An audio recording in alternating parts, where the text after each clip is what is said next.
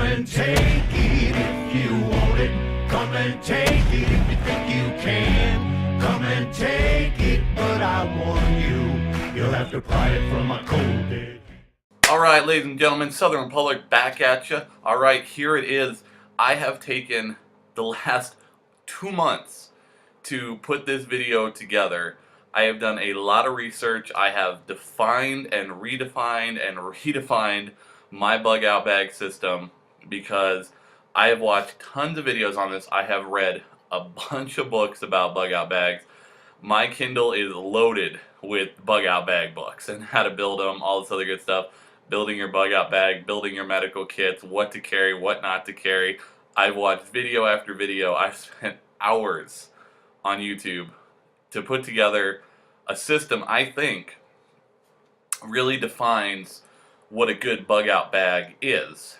And I've put this series together specifically to kind of guide you through my evolution of a bug out bag to hopefully save you the time and energy that I've put into getting this down and getting my bug out bag where I think, honestly, if shit hit the fan and I had to bug out, which really would be my last option, because there'd be a lot of things I'd have to leave behind that I would be really sore missing. But if I really had to bug out, I think this bag really would enable my survival in the short term to get myself somewhere out of harm's way where I can get myself reestablished and hopefully get back at some point to get the rest of my preps and my gear. So let's kind of get going. The first real thing I want to talk about here is I want to kind of break this down, and I got my handy notes here. I have typed all this stuff out. This will be available piece by piece as we go. So each video I've outlined on here will go through what's coming up in the order that I'm going to give them to you. And I think there's a reason, that I'm putting them in this order, because some of the first few things are things you can put together and build kits, mini kits that go in your bug out bag for not a lot of money. So kind of the most inexpensive things building up to the most expensive things that you're going to probably have in your bag. This way, as you go, you can build this, and you can build complete little mini kits to encompass your whole bug out bag system. So this video obviously is the introduction, and we're going to talk about choosing the proper bag for you, not for anybody else. For you, I'm going to go over a lot of options that bags have so that you can kind of make a decision of what type of bag you're going to want, because I'm going to show you here I have lots of bags. I spend way too much money on friggin' bags. And any of these bags that I'm going to show you here in a little bit, if you want one of them, because I'm probably never going to use these bags ever again, if you like one and you want it, private message me and we can work something out. I'll sell them pretty cheap, don't worry. So this first video again is choosing your bug out bag and the concept of redundancy. So that's going to be video 1. That's what you're watching right now. The next video is probably going to be medical kits, followed by fire starting kits, communication kit, your personal hygiene kit, food, water, and shelter gear. Turn page here. Your mini toolkit and small miscellaneous item kit. And then the last part is going to be clothes and weapons. So I think that order is kind of the evolution that I've come up with. So that's kind of how we're going to work. I may change that up, but you'll see. So again, thanks for watching this. I'm really excited to do this series. So kind of let's get into choosing the right bag from you. Now, if you've been watching my channel, you just saw the review I put out on the Kelty Red Wing 50. Now that is the bag I've chosen as my core bag for my bug out system. And I've got it right here. And you're like, oh, well, that's really flat. Yeah, because it's empty right now. Because I've put everything together so I can make these videos. I have everything out of the bag right now, which I don't like doing. And I'm going to try to do a couple of these videos at a time so I can keep everything together, not have it all strewn out. God forbid I need this. And I'm like, oh no, everything's laying around on the floor in my office. Crap. So again, so this is that Kelty Red Wing 50. This is kind of like my ideal bag. It's got a top compartment, a giant main compartment. Like I said, it folds down. It's got the 2 side compartments, and then this front compartment right here, which is, you know, pretty much most of the length of this bag. It has it's not an internal frame, but it has an external frame built into it for rigidity. It's got really nice, thick straps for your shoulders to keep fatigue off your shoulders. And it's got a really nice waist belt system to help alleviate some of the weight off of your upper back and neck and hold it around your waist where you've got more core strength, or if you're a big guy like me, more padding to hold the weight. See, there's a reason we got those pony kegs. But again, I'm working on losing that. Got to get back in shape. God forbid anything happens. I need to be, you know, peak physical condition again. So again, this is kind of like where I'm starting, and again, this is my choice in a bug out bag. We'll talk about color and size and all that stuff in a little bit. So let me get this out of here. So let's talk first about military bags versus civilian bags or non-military bags. So when I say military bags, I'm talking, you know, stuff like this. Marine Marpat. Love this color. Cool bag. But, you know, again, military looking. Versus something like this, which is a Vans Off the Wall skateboard bag. It's got these nifty little doodads right here where you can put your skateboard in the front of your bag. Or, if you don't like those 2 options, we've got the little Condor mini assault bag, or this really big tactical doodad assault bag with all the molly webbing you could ever want on the sides and front, or something as more common as a laptop bag. This is what I used going to school at ASU for 4 years. You know, this is a really great bag. Had a nice compartment for my laptop. Kept it in there with a little retainer. Had a bunch of, you know, space to put all my crap in. I rode a motorcycle all through college, so, you know, it matched the color on my bike. I had a red, black, and silver Gixxer 1000. So this is red, black, and silver. You know, had a helmet that matched, and I was all color coordinated, you know. But so that's another non-military style bag. So the reason I bring up military style versus non-military style bag is I really will push the concept of not looking military. And it's really funny because a lot of the guys I know, a lot of my friends who are all ex-military, they are very anti-looking military. As opposed to dudes that I meet that are not in the, or never been in the military, who are like all about the, oh yeah, I wear camo and all my gear's camo, and, you know, I've got a military bag with 8 frickin', you know, mini molly attachment things hanging all off it and crap. And I'm like, okay, because honestly, if shit hit the fan and we have to bug out, the dudes that are all decked out are going to be the first people that get targeted. Not specifically by people who are going to rob them for their gear, but by military or paramilitary groups, because you're going to look like a combatant. You're going to look like a guy who could be from a rival military faction, and they're going to take you out because they may consider you a scout or part of a scouting party, and you're going to stand out like a sore thumb. Because it's hilarious that the guys who have never been in the military and who like to look military-esque, they are the worst people at sticking out like a sore thumb, is I think the best way I could explain it. It's just, it's so over the top. You know, you look at, you know, Navy SEALs, and you look at special operators, and you look at, you know, military units, paramilitary units. You know, yeah, all right, regular Army, regular Marines, regular Navy, maybe not Navy, but like the normal Army, and the regular Marines, just, you know, the basic grunt Marines, not recon or anything like that, they all look military. They have all the same uniform, all the same gear, decked out exactly the same. Well, there's a reason, because you know what you look like, and you know what everyone who's with you looks like. So if shit hits the fan and we go without rule of law and, our society breaks down, you're going to have people that are going to band together and they're going to get that military look. And anyone who looks military that doesn't look just like them or geared exactly the way they are, they're immediately going to be considered a threat.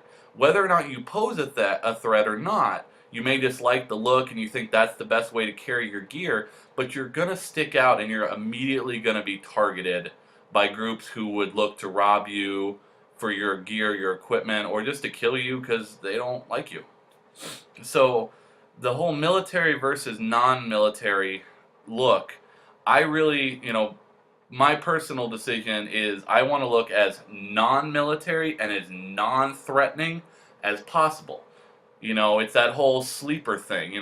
When you build a badass race car and it's all decked out, it looks like those stupid cars from the Fast and the Furious. Well, that's cool. But then you get some dude that rolls up in a crappy, Kia or a crappy Hyundai or something, and it looks like crap, but he's got 20 grand in his motor, and he smokes you on that quarter mile, illegal drag racing circuit. It's that whole don't look like you are going to be a problem for anyone, but then be the guy that if anything happens, you are going to take care of business.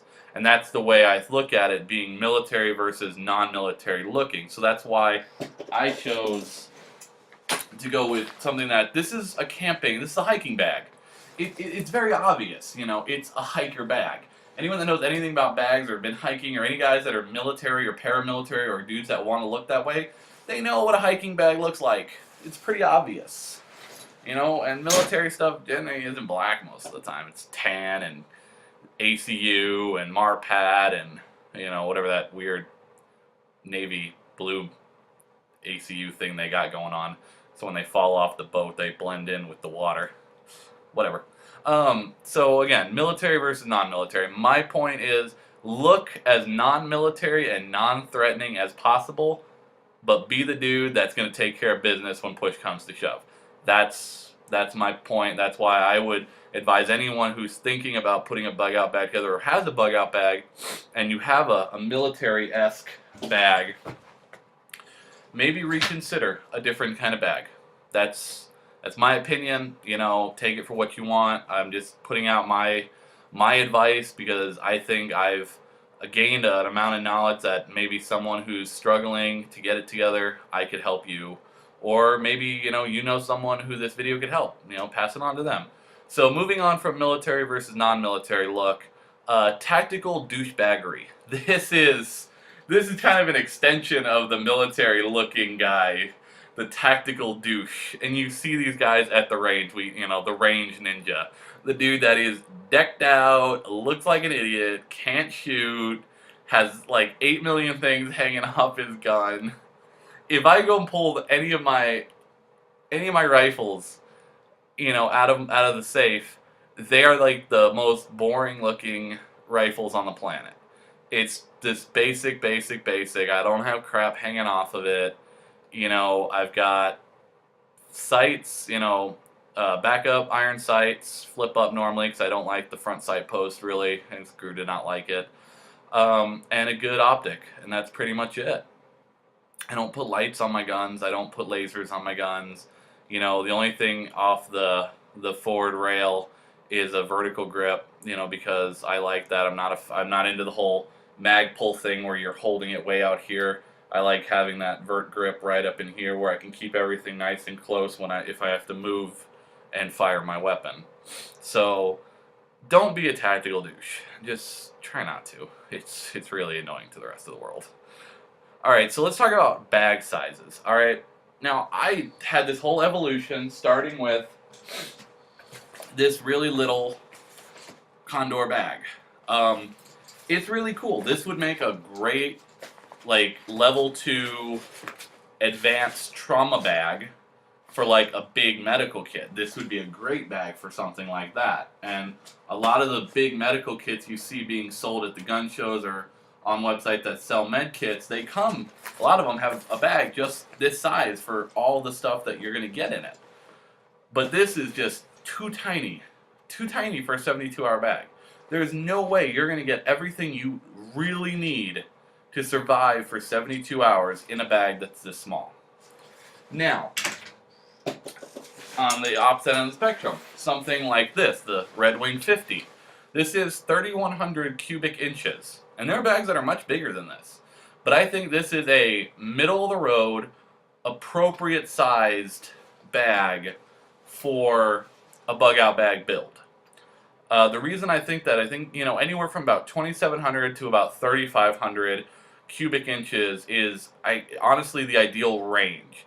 2,700 is a little bit small. 3,500, you're gonna probably start putting shit in there that you really didn't need, but you have the space, so you're gonna add it and add weight.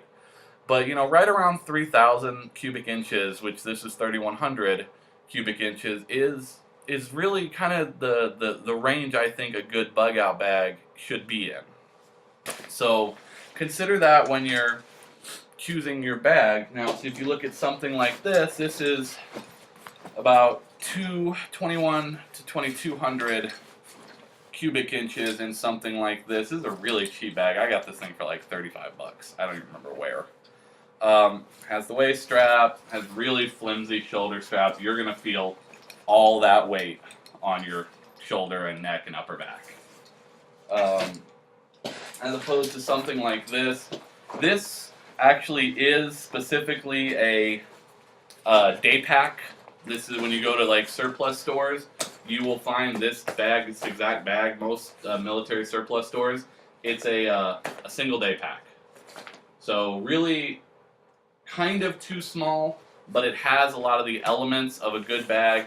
It has the nice, big, wide shoulder straps. It's got some decent padding. It's got the waistband. I happen to have this one off because I used this for a range bag when we went out to the desert and I needed to cram a bunch of more crap into a bag that wouldn't fit in my normal range bag, so I just took that off because it was going to be in a car. It's a little bit small. This is about 2,000, 1,800 cubic inch size bag. A great backpack, but not necessarily a great bug out backpack. So go with that.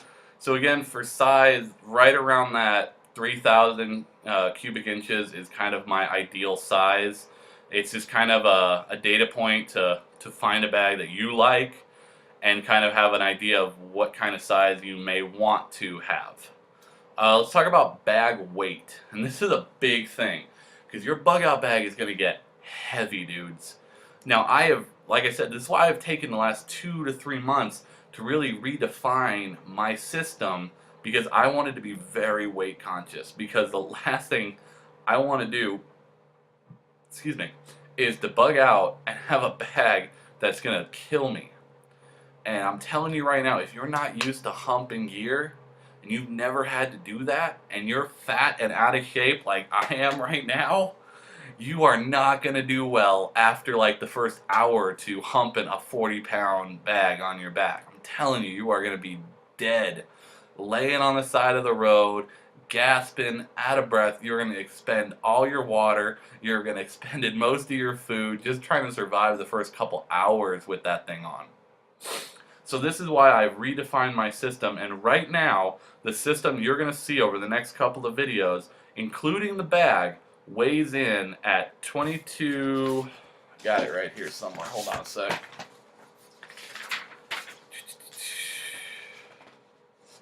Where is it?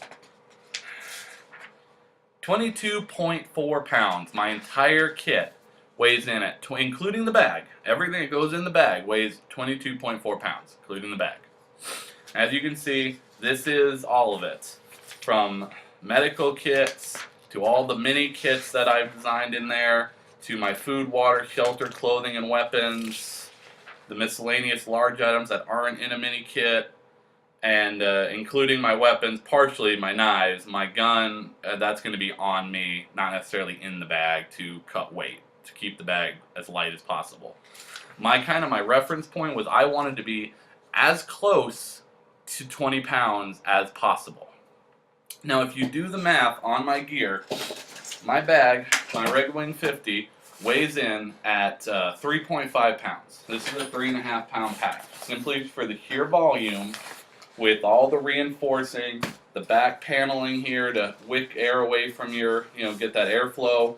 This piece of aluminum in here for the rigid inner, the rigid lining of the bag, to the plastic insert that gives the back of it more rigidity that's inside a little inner flap that I showed you in the previous video. It's a 3.5 pound bag, so do the math. 22.5 pounds minus 3.5 pounds, that takes us to 19 pounds. So I have 19 pounds of gear in my bag. With a 3.5 pound bag, I have 19 pounds of gear and a 3.5 pound pack. So the weight of your pack is super important. There are a lot of really nice packs out there that I really liked that are bigger than what I chose. But when you get to those external frame packs, those big internal box frame packs that you're going to use to go like 3-day camping when you're camping really in there, and the packs are like freaking 5 feet tall, and you strap that thing on and the pack comes way up here where it finally ends. Those packs are heavy. And you're looking at 6, 7, 8 pounds for the bag, plus your gear. So if you took my 19 pounds of gear and did a 7 pound bag, you would be at 26 pounds or more if it's a heavier pack with the heavy weight of your bag. So keep the weight of your bag in mind when you're choosing the bag that you're going to use as your bug out bag. You may think, oh, I want to get a big bag. But if you're getting a big bag that weighs 5, 6, 7, 8 pounds, well, you're going to put another 20 plus pounds of gear in there probably. So right there, you're almost at 10 pounds or more, over 5 pounds with just the pack. So really, really think about this. Do your homework. Watch YouTube videos on different packs. Go to your camping store. If you want a tactical bag, go check out the military surplus store, your Army Navy stores, your online retailers that you happen to like. Like I said, I'm not going to tell you which ones to go to. Whatever ones you find and you like, if you find a good deal, then that's where you should go. But think very hard and very long about what bag and how much that bag is going to weigh before you make that purchase. Now, I chose to go to REI because the REI has a policy where if you buy a bag, you have 30 days to try the bag and bring it back if you don't like it. No questions asked. You can get a full refund, not just store credit. You can get a full refund if you don't like it and decide to go buy something elsewhere. I did that. I went through 4 bags. I started with North Face Recon bag, and that was just really a glorified version of this computer bag for $100. I got that thing for like $35 at Fry's Electronics. It's the electronics store here in Arizona. It was stupid. It's too tiny and it's too much. Now, of course, granted, if you go look the Kelty Red Wing 50 up, you're going to get it from anywhere from about 85 to 120. Now, I happen to like brick and mortar stores, and I really like REI. They have a lot of good deals, so I opted to go get it from their store, and I probably paid about $15, $20 more than if I had gone and gotten it online. So, but that's my choice. Also keep in mind how much you're willing to pay for a bag. Because a quality bag is not cheap. Now, stuff like this, these are $30. You can get these for $30 at gun shows. That's where I got this. But it's kind of cheap. Yeah, it's got double stitching, but it's got, decent material. But again, you want to really bet your life on a $30 bag that they made in China as cheap as they could? Condor's got a good reputation, but are you willing to bet your life that they didn't cut corners at that factory in China? I'm not. That's why I went with what I went. It's made here in the U.S. Kelty bags are made in America, and I really put a lot of stock in made in America. So let's move on. The next thing I want to bring up is waist strap versus non-waist strap bags. So let's look at this guy right here.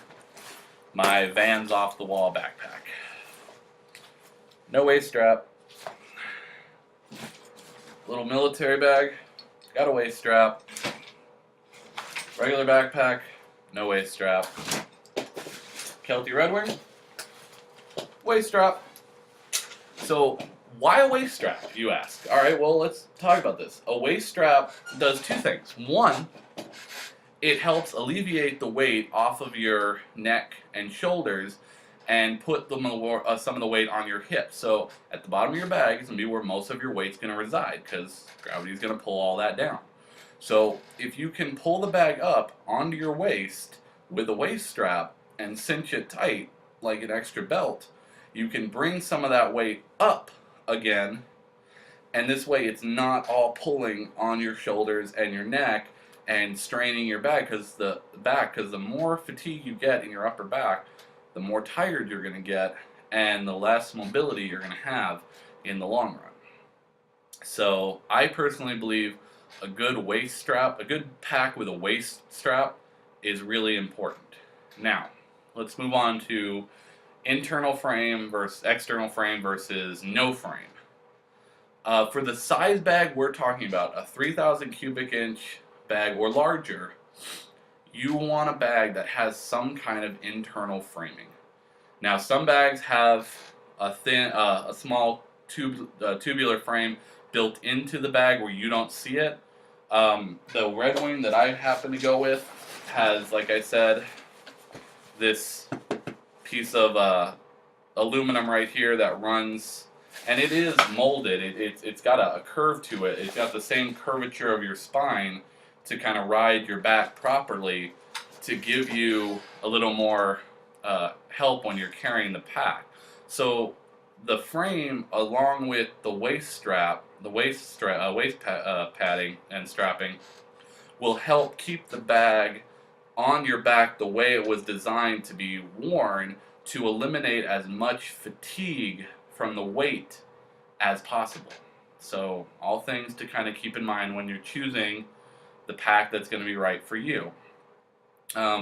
Next thing is zippers. Now there are a lot of bags that are probably great bags, but they have like the cheapest zippers in the world. Now we all know mostly YKK zippers are kind of like the industry standard. The Kelty Red Wing does not have YKK zippers. They don't. They have their own brand. I forget what it is. I've looked it up once.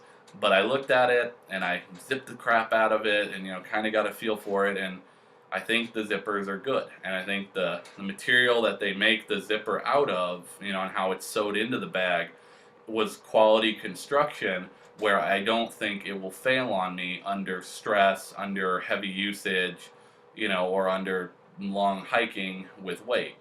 So look at the pack you're getting. Look at the stitching that's holding that zipper into your bag. Because remember, if you look at a zipper, it's nothing more than two pieces sewed in there that zip together with that little zipper. So it's more than just the little piece you're zipping. Look at the stitching and how it's stitched into the pack and what kind of stitching. We can use Maxpedition, for example. They have that really nice double, triple stitching that they do along all their zippers and along all their seams, and how they reinforce the connection points with that nice Xbox zipper stitching they do. It just shows the quality control and the mindset that went into creating a pack that's going to last and not fall apart on you under heavy use. So you really want to take that into consideration. Now, all these things that I'm talking about, I have taken into consideration and went through a step-by-step process when I chose my Kelty Red Wing 50 as my primary bug-out bag. So it's all kind of just moves into it. Let's see, where are we at here? Compartments. Bag compartments. Now, obviously, if we just use our kind of standard school backpack, most of us are used to main compartment, front compartment. A lot of bags really are nothing more than two compartments. So if we look at this bag, we have main compartment, front compartment, little, meander zipper thing right here in the front. So, but again, that's where we get the tactical douchebaggery and the dudes that have 50 freaking Molly gear attachments on the front of their bag. Guys, there's a reason to not have a lot of that. The more you use a bag and the more crap you load on it, the more you throw the weight of the bag off balance. Bags were designed, hopefully good bags, are designed to have the compartments set up in such a manner to distribute the weight of your bag around the construction or the frame of the bag in a hiking bag, the case of a hiking bag, that it's not going to pull the weight backwards. So you get a bag and you take this bag right here, where we got our molly, and you start adding 5 pounds of crap right here. What you've done is you've pulled the bag like this, and this is pulling you backwards, putting you off balance, putting stress on your joints where there shouldn't be stress on your joints, all going to lead to early fatigue. So think about that when you start adding stuff to the outside of your bag. Now, compartments are important because, you know, we have a lot of gear and we need to compartmentalize it so that we can access certain things quickly, and the stuff that we're not going to need to access quickly, we can kind of get towards the bottom in the center piece. Again, if you look at my Red Wing, I have the main compartment, I have the front compartment, the 2 sides, and this top compartment. So in the top compartment ride my mechanics gloves and my communications kit. We'll go into what's in all that in the later video, but that's what sits in the top. On the left side, this side, no, left side's this side if I'd be wearing it. On the left side, I have my medical kit. I always carried a medical kit on the left when I had any of my gear or my loadouts and stuff like that, always on the left, where I liked it, where my unit kind of wore everything, had it. So, kept that. My medical kit rides right here, quick access. On the right side, if I'm wearing, this would be on the right, I have my my boonie hat, schmog, and one of my smaller fixed blades ride in this pocket, giving me easy access to things that I might need, and I also have my suntan lotion in this pocket too. So things that are going to protect me while I'm exposed to the elements. A knife if I need an extra blade to do some quick bushcrafting with. In the front pocket here, this zip down, you can see I got, you know, it's got like backpack style, it's got a bunch of little mini pouches in here. I carry my map, flashlights, ponchos, a couple of pens. I have a couple, you know, granola bars in here. They're just kind of, it's easy to get to stuff like that. I don't put a lot of stuff in this front pocket because I don't want to pull the weight forward. So I just keep just a few things that I'm going to need on a regular basis right here.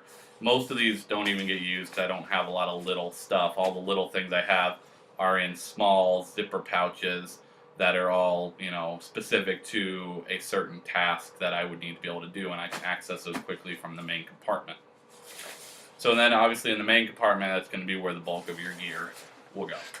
So having some compartments on the bag is a great is a good thing.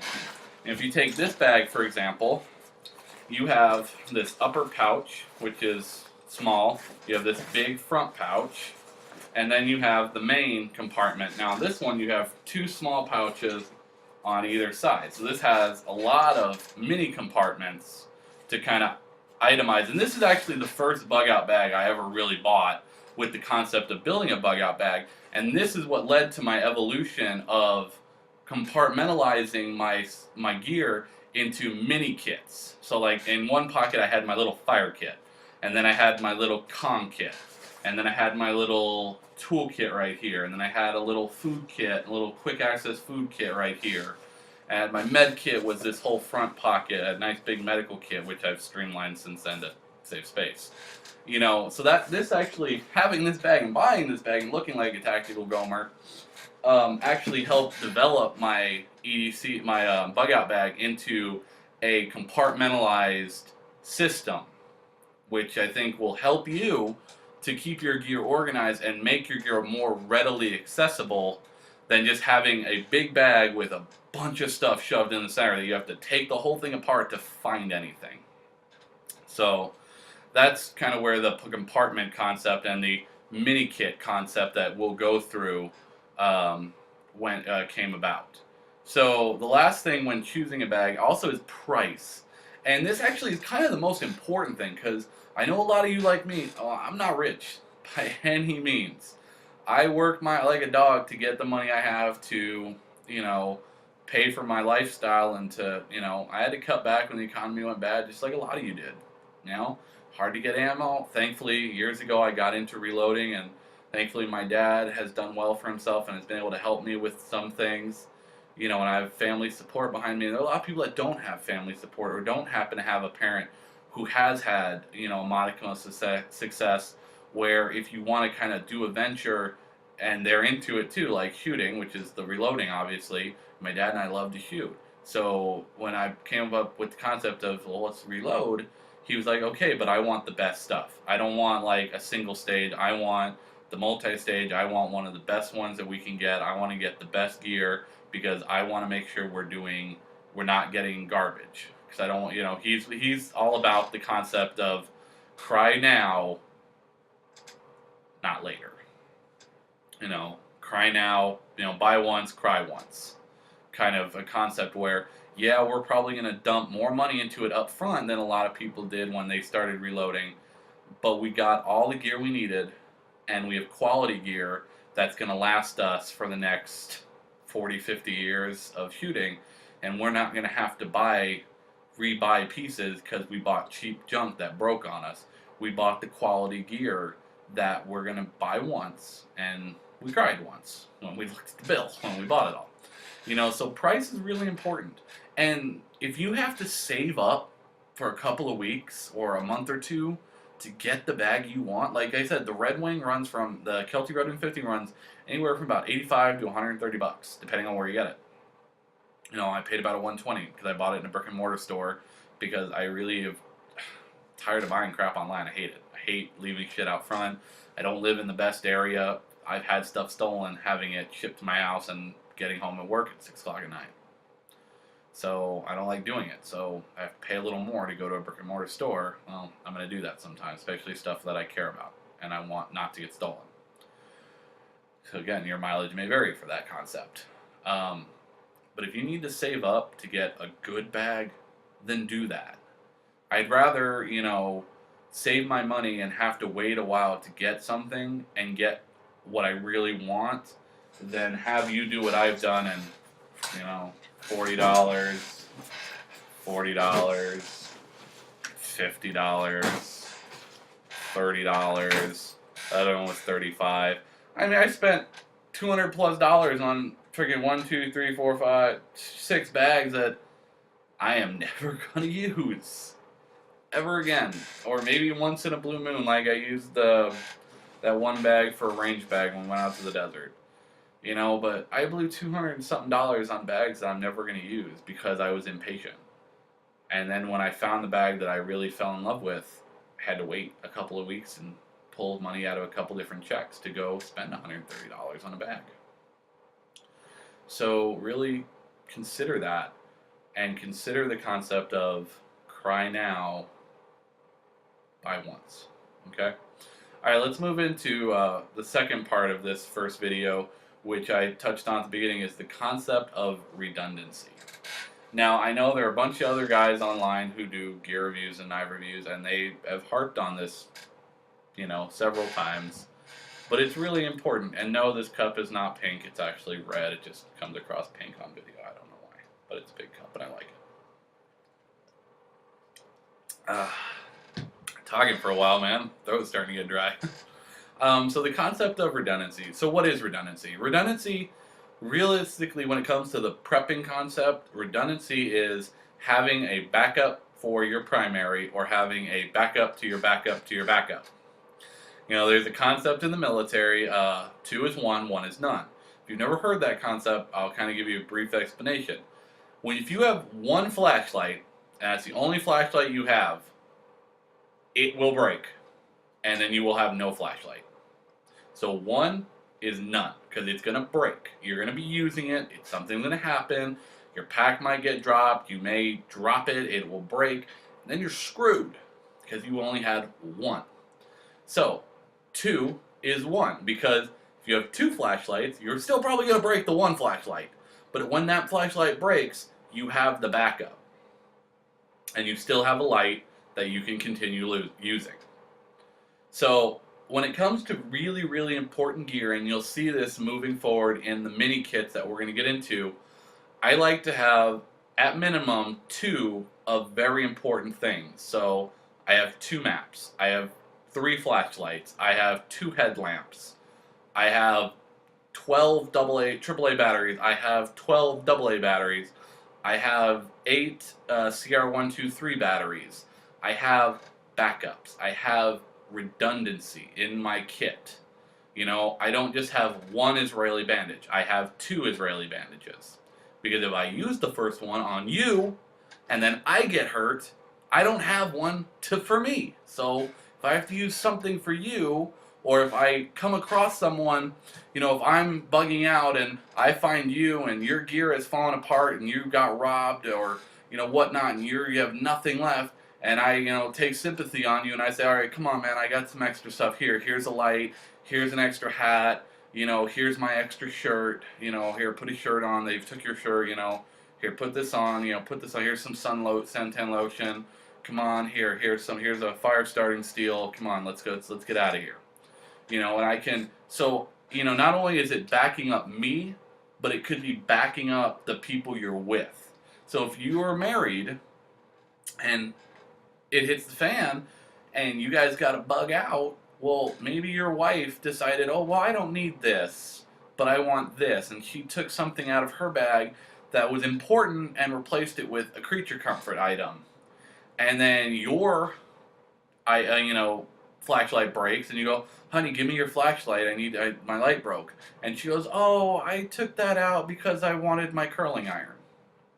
And then you sit there going, looking at her going, I will kill you. But this is the thing. Don't rely on anyone else. You need to rely on yourself. So the concept of redundancy is be self-reliant, have more than one thing of whatever you deem is important. So if you have 1 box of stormproof matches, have 2. They're small. They're not big. You can put a bunch of them in a little baggie. You don't even need the little box. You know, so have redundancy in your gear. Have redundancy in your kits. So as we get into the kits, you're going to see I have redundancy. The first thing you'll see is in the next video is going to be my medical kits. I have 2. I have a mini medical kit and I have a main medical kit. The mini medical kit is something, if, you know, little things happen, I can pull it out and get into that and use the little things out of that, you know, but I still have my main med kit where I don't have to break into that unless it's like a real trauma or there's multiple people injured and I need a lot of gear. I can pull out my mini med kit and I can just, you know, take care of just little simple things, you know, little cuts and bruises, scrapes, you know, things like that. You know, you cut your finger when you're working with your thing. All right, I got a little suture kit in there and I got a little medical tape. I can, you know, fix you up real quick. So with that said, we've talked about choosing your bag and we've talked about the concept of redundancy. So I don't want to overwhelm you all in one point. That's why I'm breaking this up into a series of videos. So we're going to stop here for now. I want to thank you for watching this, guys. If you are already one of my subscribers, I really, really thank you for subscribing. If you're not a subscriber, please subscribe. I'm going to have a whole bunch of videos in this series. A lot of stuff about prepping. If you like knife reviews, gun reviews, I have lots of those. You can go back and watch my past videos. I've tried very much to stay out of the political stuff other than posting some Ted Nugent videos, which they're awesome, and Uncle Ted rocks. You know, I've tried to stay out of the gun ban and all the other good things because I've been writing my senators. I know a lot of people have. You know, I didn't want to go too political with my channel. I really wanted to keep my channel as gear and stuff because a lot of the big name gear guys have been doing all that, and there's no reason I need to do it because a lot of people who probably are watching my channel are subscribed to those guys anyways, so it didn't need to be done here. So thank you again. As always, Semper Fi. Have a good night. So you best not cross that line. If you want this gun, you gotta come through us and take it 1 shot at a time. Private message me and we can work something out. I'll sell them pretty cheap, don't worry. So this first video again is choosing your bug out bag and the concept of redundancy. So that's going to be video 1. That's what you're watching right now. The next video is probably going to be medical kits, followed by fire starting kits, communication kit, your personal hygiene kit, food, water, and shelter gear. Turn page here. Your mini toolkit and small miscellaneous item kit. And then the last part is going to be clothes and weapons. So I think that order is kind of the evolution that I've come up with. So that's kind of how we're going to work. I may change that up, but you'll see. So again, thanks for watching this. I'm really excited to do this series. So kind of let's get into choosing the right bag from you. Now, if you've been watching my channel, you just saw the review I put out on the Kelty Red Wing 50. Now that is the bag I do through my evolution of a bug out bag to hopefully save you the time and energy that I've put into getting this down and getting my bug out bag where I think, honestly, if shit hit the fan and I had to bug out, which really would be my last option, because there'd be a lot of things I'd have to leave behind that I would be really sore missing. But if I really had to bug out, I think this bag really would enable my survival in the short term to get myself somewhere out of harm's way where I can get myself reestablished and hopefully get back at some point to get the rest of my preps and my gear. So let's kind of get going. The first real thing I want to talk about here is I want to kind of break this down, and I got my handy notes here. I have typed all this stuff out. This will be available piece by piece as we go. So each video I've outlined on here will go through what's coming up in the order that I'm going to give them to you. And I think there's a reason, that I'm putting them in this order, because some of the first few things are things you can put together and build kits, mini kits that go in your bug out bag for not a lot of money. So kind of the most inexpensive things building up to the most expensive things that you're going to probably have in your bag. This way, as you go, you can build this, and you can build complete little mini kits to encompass your whole bug out bag system. So this video obviously is the introduction, and we're going to talk about choosing the proper bag for you, not for anybody else. For you, I'm going to go over a lot of options that bags have so that you can kind of make a decision of what type of bag you're going to want, because I'm going to show you here I have lots of bags. I spend way too much money on friggin' bags. And any of these bags that I'm going to show you here in a little bit, if you want one of them, because I'm not probably never going to use these bags ever again, if you like one and you want it, I have chosen as my core bag for my bug out system. And I've got it right here. And you're like, oh, well, that's really flat. Yeah, because it's empty right now.